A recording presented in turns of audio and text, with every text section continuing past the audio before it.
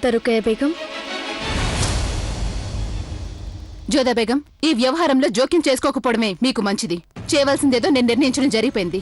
తనకొచ్చిన వ్యాధి అంటువ్యాధి, అందువల్ల తన్ని ఈ మహల్ లోపల ఉండనివ్వకూడదు. మీరలా ఆందోళన చెందడం అకారణంగా కాదని నేను అర్థం చేసుకోగలను. అయినా వీరిని మెహల్లో చికిత్స కేంద్రానికి పంపించొచ్చు కదా. అక్కడ హకీం సాహెబ్ పర్యవేక్షణలో ఈవిడికి చికిత్స చేయించొచ్చు కదా. సరే, మీరు చెప్పినట్టు చేశామనుకోండి.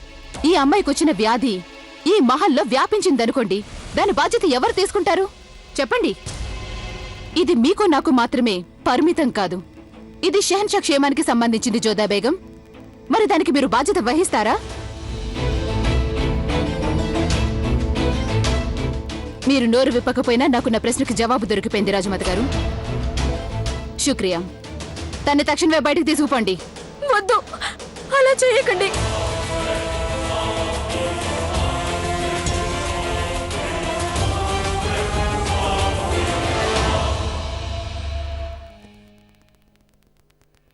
చాలు రా కుమారా, చాలు.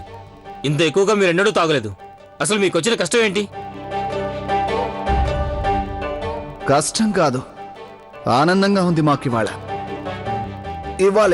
ఇవాళే మా తండ్రి గారు స్పృహలోకి వచ్చిన రోజు, అంటే సంబరం చేసుకోవాల్సిన రోజు కుతుబ్. మాకింకా తాగాలనుంది. కానీ మీ మొహం చూస్తే అలా లేదే. స్నేహితులతో వచ్చిన పెద్ద ఇబ్బంది ఇదే. మనసులో మాట ఇట్టే కనిపెట్టేస్తారు. కుతుబ్, రేపు ప్రజల సహాయార్థం ఇక్కడి నుంచి వెళ్ళిపోతున్నాం.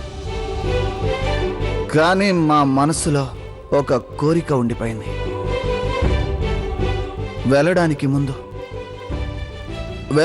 ముందు ఒక్కసారి తనని కలవాలని అనుకుంటున్నాను.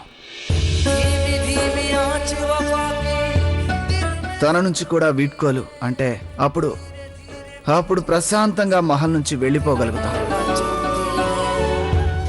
రాకుమారా, జాగ్రత్త. నిజానికి మీకు ప్రస్తుతం విశ్రాంతి అవసరం. ఇలా వచ్చి కూర్చోండి.